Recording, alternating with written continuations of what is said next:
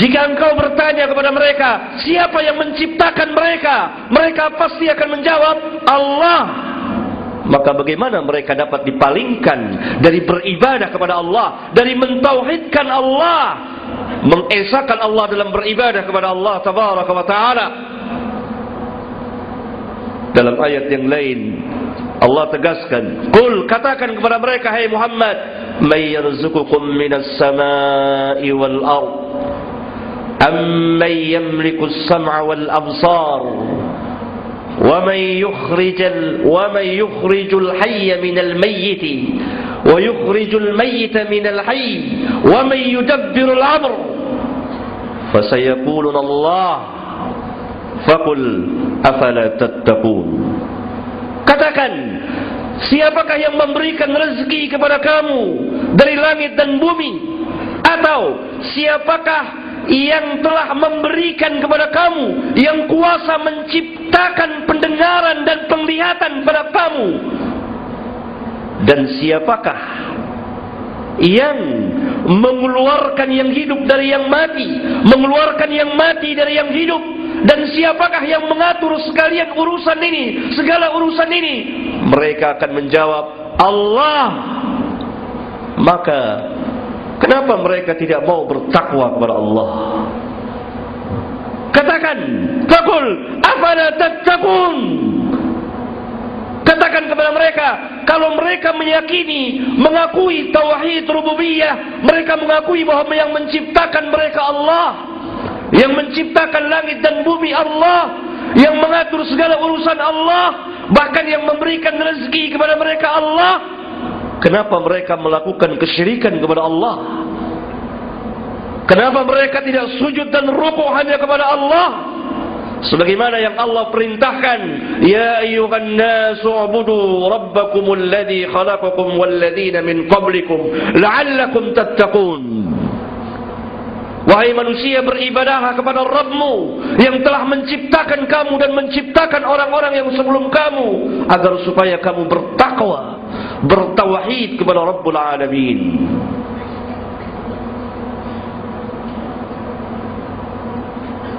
Aqulu qawli hadha wa astaghfirullah li wa lakum.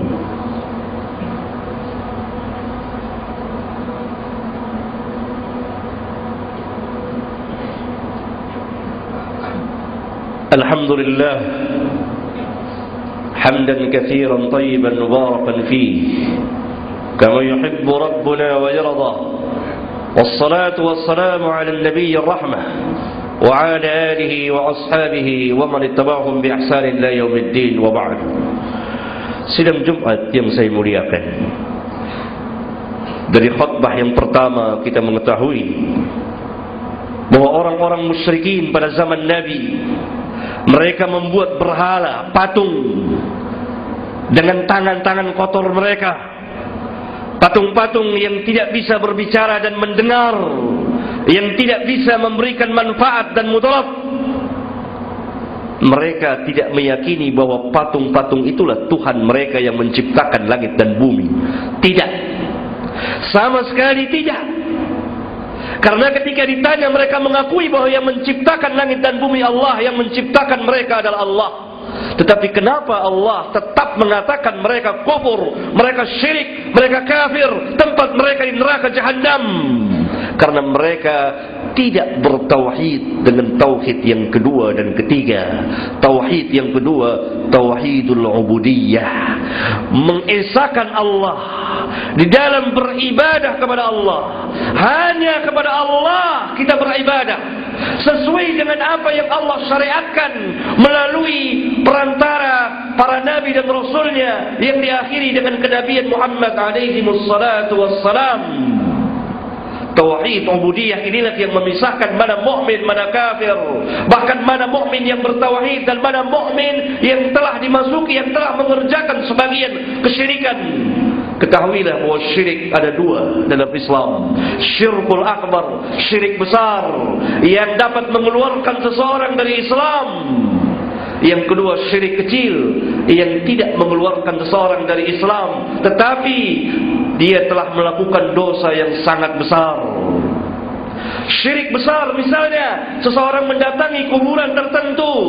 Sebagaimana di negeri kita begitu banyak kuburan yang didatangi pada waktu-waktu tertentu.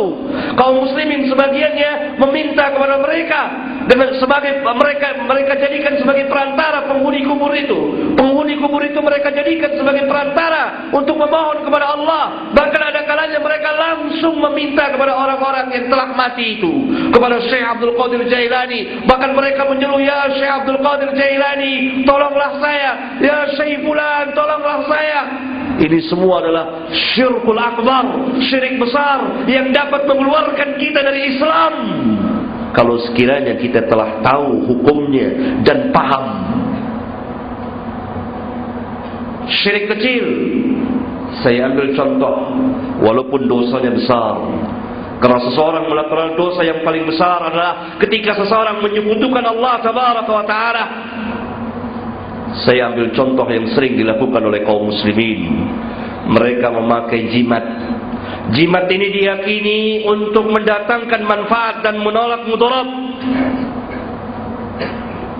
Kalau mereka meyakini jimat ini umumnya dipakai untuk mendatangkan manfaat dan menolak mudarat. Kalau mereka meyakini bahwa jimat inilah yang memberikan, mendatangkan manfaat atau menolak mudarat, maka mereka telah kufur kepada Rabbul Alamin. Karena dengan sendirinya mereka telah menandingi Allah Subhanahu wa Ta'ala dengan jimatnya itu. Kalau dia meyakini bahwa jimat itulah sebagai pelaku yang memberikan manfaat dan menolak mudarat atau bahaya dari mereka. Orang pakai jimat macam-macam, ada cincin, ada kalung dan lain sebagainya, ada keris yang digantung setiap malam Jumat dicuci dan seterusnya.